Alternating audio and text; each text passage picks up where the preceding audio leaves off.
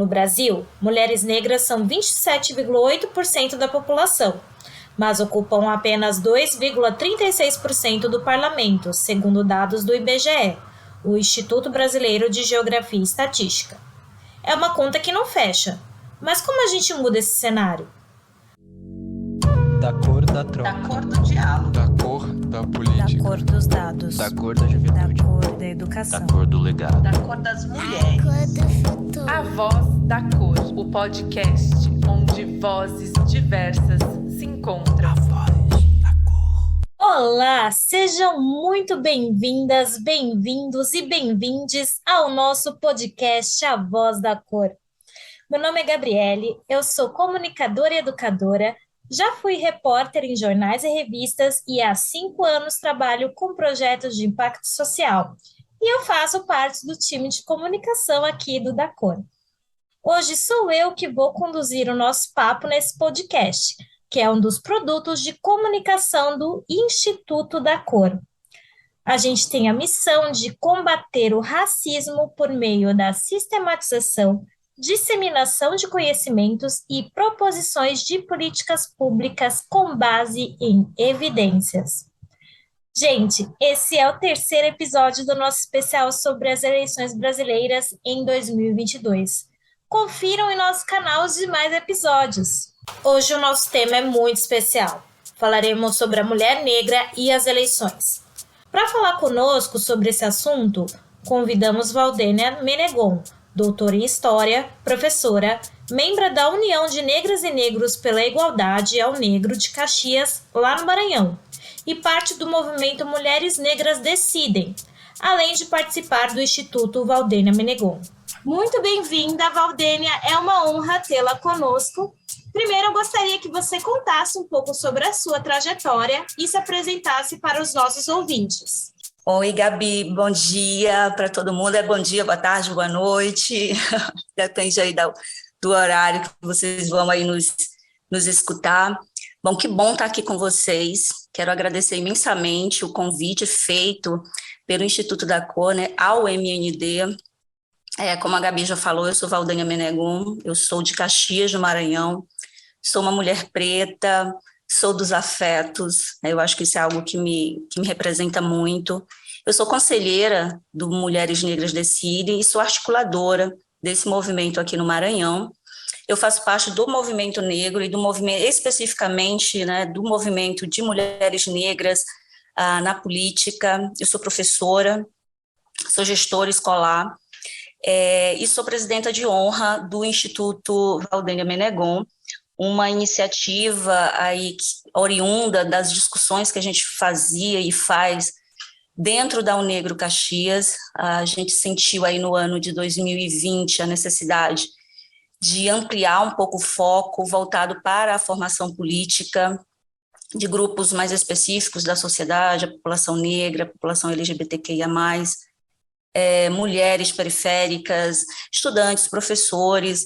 E o Instituto ele tem muito essa pegada de propor uma sociedade organizada a partir da lógica do aquilombamento, né? Tanto é que, dentre os nossos princípios, valores, está lá o apoio a homens e mulheres negros, né? Seja no mercado de trabalho, seja a partir da participação política, né? Nos espaços institucionais.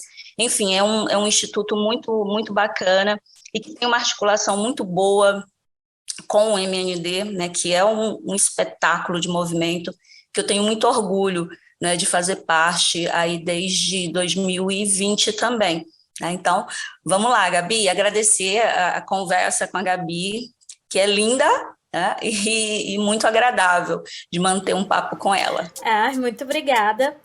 E a gente vai seguir com um tema muito importante, que é a representatividade das mulheres negras na política, né? E se, por um lado, a nossa representatividade no Congresso e Executivo ainda é limitada, por outro, nossa presença e protagonismo têm sido progressivamente ampliados. Como é que você, Valdênia, enxerga as semelhanças e diferenças regionais na participação e movimentos de mulheres negras? E como é que tem sido a organização do seu estado, o Maranhão, por exemplo? Bom, Gabi, eu acho que em relação a esse primeiro ponto, né, eu acho que é preciso a gente perceber as diferenças regionais, né, as diferenças territoriais, né? A gente vive em um país de dimensão continental, né, como se costuma dizer, né? E aí isso traz resultados diferenciados na forma de organização da sociedade, né, no modo como a gente lida com os problemas de ordem, muitas vezes regionais, não é? E os problemas de ordem nacional mesmo. Não é? E eu acho que isso tem uma incidência muito forte, inclusive em relação ao nosso maior ou menor acesso em relação aos próprios espaços de poder. Isso inclui maior ou menor acesso à internet, maior ou menor proximidade com os centros de decisões no campo da política institucional, maior ou menor proximidade com instituições de produção de saber acadêmico, de financiamento de projetos sociais. Então, tudo isso, no nosso entendimento, ele interfere diretamente, não somente, né, no modo como a gente se organiza, mas também no modo como nós somos ou não somos vistas por outros territórios, né? Então, a gente sempre costuma analisar que a sociedade ocidental ela é muito baseada em uma cosmovisão. Então, o olhar dirigido para uma mulher negra do sudeste do Brasil, quando ela fala, é muitas vezes diferente do olhar e da importância que se dá a uma mulher negra do Nordeste, né? Sobretudo quando é uma mulher que fala, ou quando essa mulher que fala, ela é oriunda e fala, por exemplo, do Maranhão, né? Um dos estados periféricos desse país, né? Então, eu diria que é um outro campo da luta que a gente empreende cotidianamente, né? Apontar que as diferenças territoriais, elas influenciam no modo como nós somos vistas, no modo como nós somos ouvidas, no modo como nós somos ou não somos financiadas, se nós temos ou não temos credibilidade, se nós ocupamos um maior ou menor espaço na mídia. Essa é uma pauta extremamente relevante que eu sempre levo para o MND e também para outros espaços em que eu atuo, né? Esse olhar o Brasil também fora do eixo Rio-São Paulo, né? Eu acredito que a gente não pode fechar as experiências, inclusive de propositura de uma sociedade diferenciada, se a gente olhar só para esse eixo, né, para o eixo Rio-São Paulo, mas a gente precisa perceber o que as mulheres e os homens negros, por exemplo, estão fazendo em Rondônia, em Roraima, o que essa população está fazendo no Piauí, na Bahia, né, no Maranhão. Então, qual é não apenas o olhar, mas quais são os espaços que essas pessoas estão tendo nacionalmente, né? E as semelhanças no modo como a gente tem se organizado, elas estão muito próximas daquilo que a Vilma Piedade chama de dororidade, né? Então, eu acredito que o primeiro passo em relação às semelhanças que a gente tem, por exemplo, eu estar aqui no Maranhão e ter outras companheiras do próprio MND no Rio, São Paulo, ou na Bahia, né, ou em outros territórios, é essa dor, né? Eu acho que as nossas lutas elas estão muito próximas das dores que são comuns a essa população negra e periférica. Então, é na dor que a gente se encontra. A dor de perder nossos filhos, de perder nossos companheiros, a dor da solidão em todos os espaços na qual nós estamos inseridas, né? Mas, sobretudo, além da dor, eu acredito que a gente tem essa motivação constante em permanecer na luta, em não se deixar abater, né, de colocar os nossos corpos à disposição do embate político, institucional, em todos os espaços em que a gente está, né? A gente continuar batendo fortemente no campo acadêmico, né, de que a gente precisa utilizar mais autores e autoras negras, no campo da mídia que a gente precisa estar lá expressando as nossas necessidades, as nossas demandas, né? As semelhanças, eu acho que elas estão em sermos valentes mesmo, mas também de sermos acolhida para outras de nós, sabe?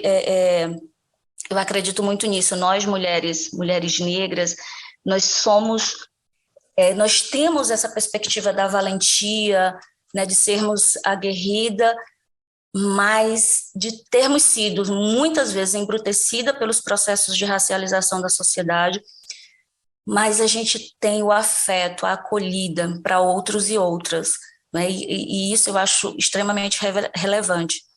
A semelhança também ela vai estar em compreendermos que a gente fala por toda uma comunidade, né? E não apenas para ou sobre mulheres negras, né? Nós somos mulheres de um povo, o povo africano em diáspora, e que carrega toda uma simbologia e uma ancestralidade que nós somos capazes de trazer, inclusive para as campanhas eleitorais, né? Então, mulheres negras, por exemplo, quando elas lançam as suas plataformas eleitorais, elas não têm um olhar apenas voltados para outras mulheres negras, mas para todo um conjunto da sociedade que sofre com o capitalismo, que sofre com a misoginia, que sofre com o racismo, que sofre porque não tem acessibilidade, que sofre os processos de preconceito em relação à comunidade LGBT. Então, assim, é algo que é muito próximo das vivências das mulheres negras e periféricas e que elas conseguem levar isso para as suas plataformas eleitorais. E aí, falando especificamente do Maranhão, eu percebo, sim, uma forte articulação dessas mulheres de terreiros, mulheres indígenas, mulheres quilombolas, mulheres periféricas, movimento de mulheres dentro das universidades, movimento da juventude tomando as redes sociais, né? Então, isso é muito relevante para os nossos processos de organização. Eu acho que um outro ponto muito importante que se assemelha em todo o território nacional, né, mesmo levando em consideração a diversidade que é esse território, eu acho que a gente tem pressionado bastante os partidos políticos, né, e trabalhando de forma mais intensa com a formação das nossas lideranças. A lógica de apresentação, né, de lançamento de candidaturas coletivas, isso tem sido algo que tem motivado muito os espaços, né, progressistas desse país. E aí, muito desses coletivos se dão a partir das mulheres, né, das mulheres negras que pensam não só nelas ou por elas, né, mas pensam na sua comunidade e pensam em outros grupos que sofrem violência dentro do nosso território nacional. Né? Eu acho que a gente tem diferenças em relação ao acesso a bens, ao acesso a serviços, o conhecimento em relação, por exemplo, a financiamentos, o conhecimento em relação a instituições que podem nos auxiliar, né? Isso eu falando daqui do Maranhão em relação a outras mulheres que estão lá no Sul e Sudeste, né? E essa é eu acho que é uma das grandes diferenças que tem aí na nossa forma de organização, não é? Mas fica evidenciado que a gente tem empreendido mecanismos de lutas que têm se fortificado muito nos últimos tempos, né? E eu acho que o MND, assim como o Instituto Valdênia Menegon, às vezes em esferas diferentes, tem contribuído muito para a organização dessas comunidades, dessas mulheres, né? E com uma proposta de sociedade bem diferente dessa que está aí colocada. É muito bom ouvir você falando sobre essas diferenças e essas semelhanças também, porque a gente, né, percebe o quanto que a gente pode se apoiar e se fortalecer enquanto mulheres negras e ter um olhar um pouco mais global, né, para as realidades brasileiras, né, e ao mesmo tempo a gente entender que nós somos uma só e somos várias. E eu queria perguntar para você também, Valdênia, justamente sobre a sua atuação no movimento Mulheres Negras Decidem, né? O movimento ele teve uma grande aí participação para o empoderamento de mulheres nos últimos pleitos. Você poderia contar um pouco para nós sobre a atuação do movimento, não só para a candidatura de mulheres, mas também para a questão de educação política e quais que são as ações do MND pensando nas eleições agora de 2022? Excelente a tua pergunta, Gabi. Isso é muito, muito legal a gente falar sobre o MND. Né? Bom, o MND ele possui o objetivo aí de qualificar, de promover uma agenda que seja liderada por mulheres negras, né, dentro da política institucional. com o intuito mesmo de fortalecer a democracia brasileira. Então, nós somos muito próximos desse debate em relação a esse fortalecimento da democracia brasileira, que é tão frágil, que vive sofrendo tentativas, né, de golpes constantes. Então, o MND é muito vigilante e propositivo em relação ao fortalecimento da democracia brasileira, e eu diria que até de outros países, né, já que a gente chegou a atingir outros territórios além do Brasil, né, e a gente usa como estratégia a superação dessa falta de representatividade de mulheres negras nessas instâncias de poder. E aí, nesse sentido, o movimento ele busca a articulação de mulheres negras, né, em todo o território nacional, criando aí mecanismo, né, que vise a ascensão dessas mulheres nos espaços de representação política com uma pauta que seja realmente voltado para as reais necessidades da população brasileira, com enfoque, evidentemente, na população negra, periférica, né? O MND ele atua através aí da formação política, numa tentativa também de reposicionar temas na agenda pública, constrói pesquisa, né, realiza pesquisas centradas em dados, e eu acredito que o MND ele tem uma relevância significativa no quesito de apoiar mulheres negras e produzir essas estatísticas sobre questões relacionadas à política institucional e à participação das mulheres negras. Em relação às ações de 2022, além dos encontros, né, que a gente continua realizando junto às articuladoras dos estados, nós também nos movimentamos a partir de outros instrumentos, como, por exemplo, a gente acabou de assinar uma solicitação junto ao TSE acerca da proibição, né, do uso de armas nos dias das eleições. A gente desenvolve um projeto que é super interessante, que é o Estamos Prontas, em parceria com o Instituto Marielle Franco, e que tem o objetivo aí de ampliar a representação política e institucional de mulheres negras, LGBTQIA+, e periféricas, que atuam aí como lideranças coletivas em todo o território brasileiro. E aí a gente vê que há uma agenda de formação e de acompanhamento de 27 candidatas a deputada estadual, né, dos estados brasileiros, fortalecimento aí dessas lideranças coletivas, no intuito de multiplicar o legado político, né, porque a gente entende que é preciso que a gente compreenda que outras vieram antes de nós, né, que os nossos passos vêm de longe, e que é preciso qualificar o debate político, né, a gente precisa fortalecer esse debate político, mas de forma coerente e qualificada.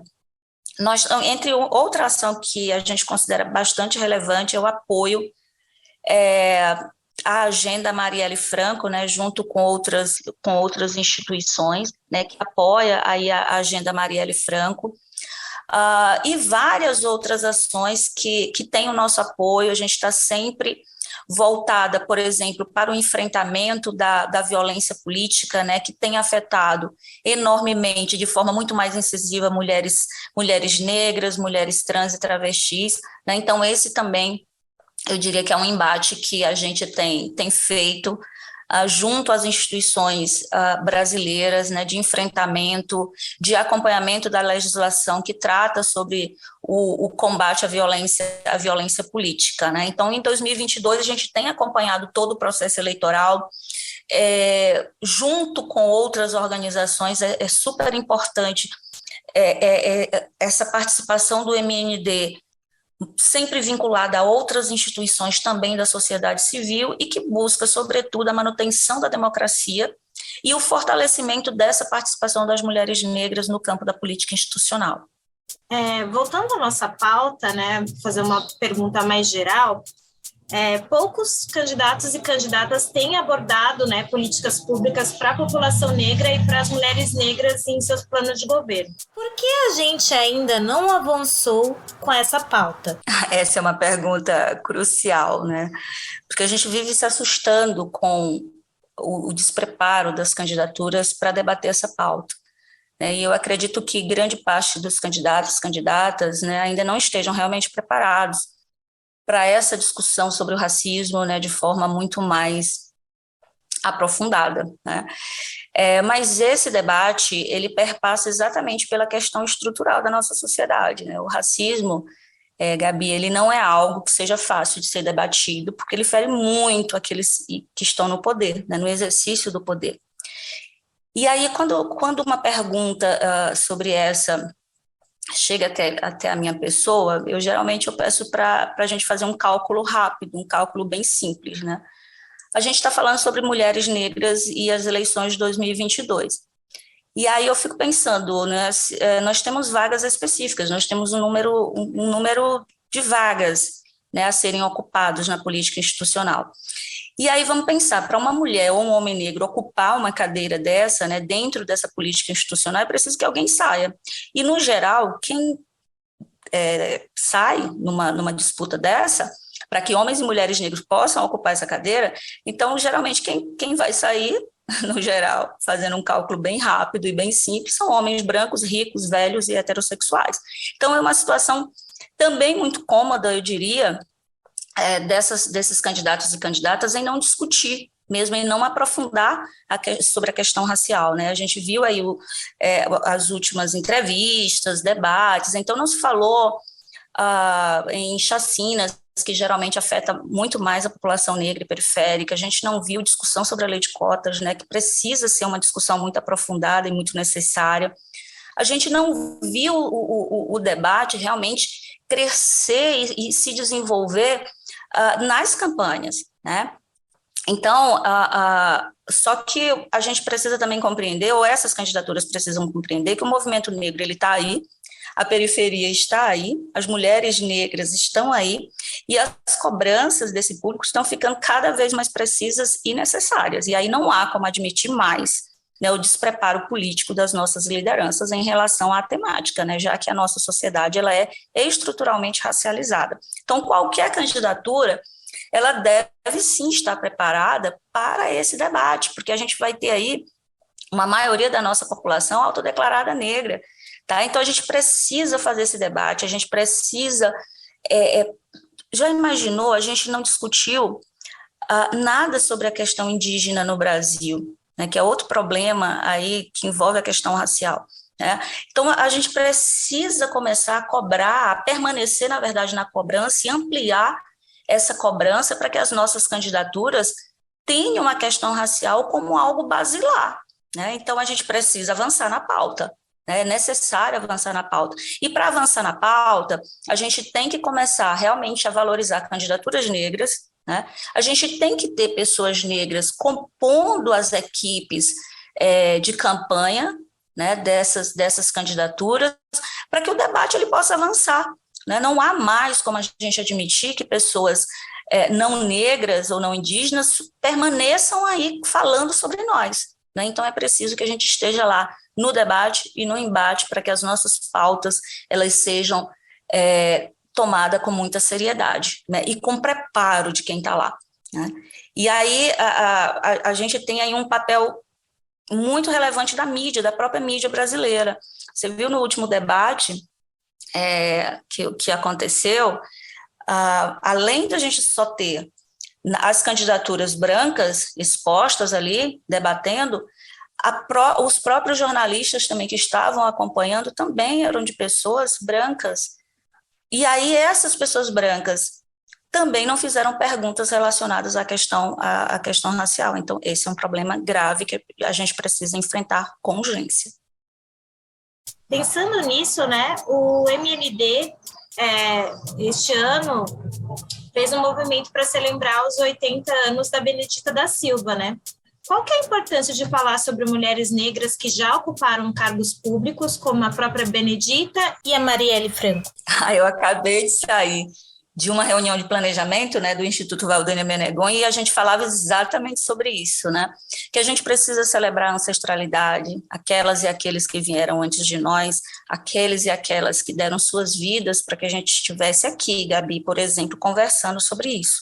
Às vezes a gente pode pensar que nós estamos revolucionando o mundo agora, né, que negros e negras estão agora fazendo esse movimento, mas a gente precisa pensar, a gente precisa analisar que enquanto a gente está pensando agora, né, que estamos revolucionando o mundo, negros e negras já pensavam em um modelo de sociedade estruturado no quilombo, em África, antes do processo de colonização, né? Então, é muito importante a gente celebrar Beneditas, Marielles, Zumbis, Dandaras e tantas outras e outros que vieram antes de nós, né? E celebrar aquelas mulheres que ocuparam cargos públicos, né, e que tiveram na pauta, como, por exemplo, Benedita da Silva e Marielle Franco, tiveram realmente nas suas pautas propostas de política pública realmente voltado para a população negra e periférica, para a população indígena, para o enfrentamento